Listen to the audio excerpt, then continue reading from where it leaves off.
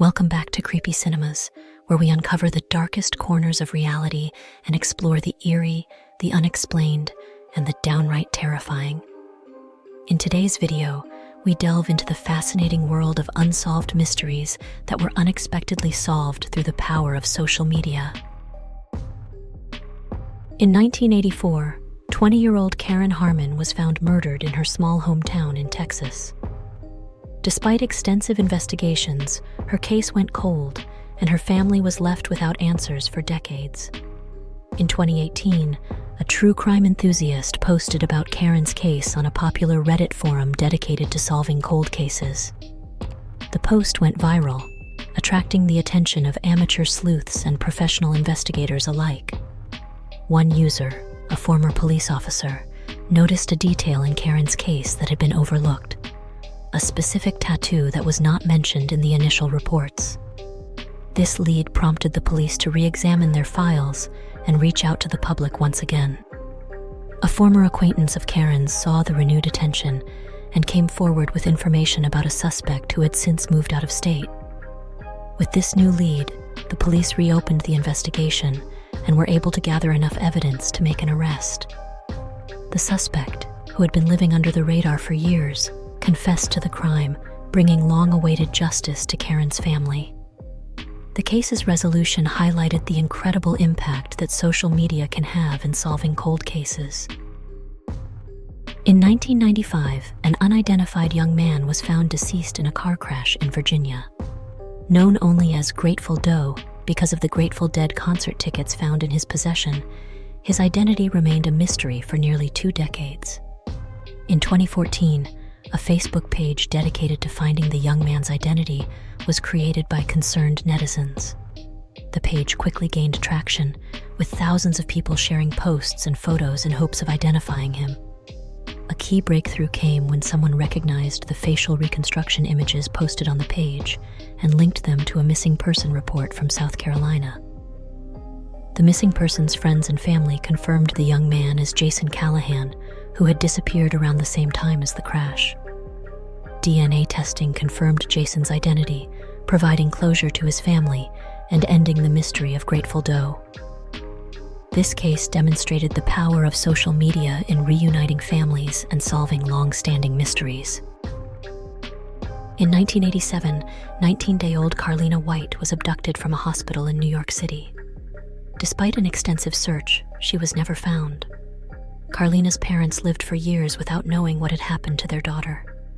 In 2011, Carlina, now an adult and going by the name Nadra Nance, began to suspect she was not biologically related to the family who raised her. She conducted her own investigation, eventually finding a photo of herself on the National Center for Missing and Exploited Children's website.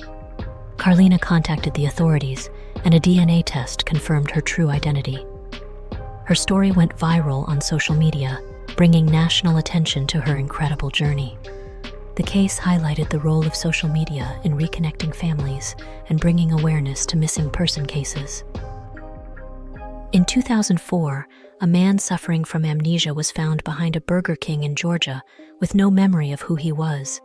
He adopted the name Benjaman and spent years trying to uncover his identity. In 2011, a group of genealogists took up his case and used social media to crowdsource information. They created a Facebook page, shared his story, and encouraged people to help piece together his past. The breakthrough came when a genealogist was able to connect Benjaman's DNA with distant relatives on a genealogy website. This led to the discovery of his true identity: William Powell, who had been estranged from his family for decades. Social media played a crucial role in solving this mystery and reuniting Benjaman with his family, providing him with a sense of belonging and closure. The Golden State Killer, also known as the East Area Rapist and the original Night Stalker, terrorized California from the mid-1970s to mid-1980s. He committed at least 13 murders, over 50 rapes, and more than 100 burglaries. Despite extensive investigations, the identity of the perpetrator remained a mystery for decades, and the case went cold. In 2018, a new approach to solving the case emerged through the use of genealogy websites and social media. Investigators uploaded the Golden State Killer's DNA profile to GEDmatch, a public genealogy database. By creating a fake profile and uploading the DNA data, they were able to identify distant relatives of the suspect. This led to the creation of a family tree, which eventually pointed to Joseph James D'Angelo, a former police officer. Social media played a crucial role in spreading information about the renewed investigation and gathering support. Law enforcement used these platforms to raise awareness and seek tips. Finally, in April 2018, D'Angelo was arrested, and DNA evidence confirmed his identity as the Golden State Killer. The arrest brought relief to the victims and their families, who had been living in fear and uncertainty for decades. This case highlighted the innovative use of genealogy and social media in modern criminal investigations, offering new hope for solving cold cases. In November 2018, Tamla Horsford attended an adult slumber party in Forsyth County, Georgia. The next morning, she was found dead in the backyard of the host's home. The initial investigation concluded that her death was an accident caused by a fall from the deck. But many, including Tamla's family and friends, were not convinced. They believed there were discrepancies in the investigation and that her death warranted further scrutiny. In 2020, social media platforms like Twitter and Facebook erupted with calls for justice, as people shared Tamla's story and demanded a reinvestigation.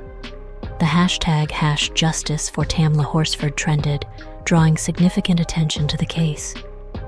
Celebrities and activists also used their platforms to amplify the call for justice. Under mounting public pressure, the Forsyth County Sheriff's Office agreed to reopen the case. Although the conclusion remained the same, the social media campaign brought widespread awareness to issues of transparency and potential bias in the investigation process. It highlighted how social media can serve as a powerful tool for advocacy and holding authorities accountable. The renewed attention also provided Tamla's family with a sense of solidarity and support from people worldwide, reinforcing the impact that social media can have in seeking justice and promoting thorough investigations. These stories are powerful examples of how social media can be a force for good, solving mysteries that seemed unsolvable and bringing justice and closure to those in need. Don't forget to like, comment, and subscribe to Creepy Cinemas for more eerie and fascinating content. If you have any stories of your own or suggestions for future videos, let us know in the comments below. Until next time, stay curious and stay creepy.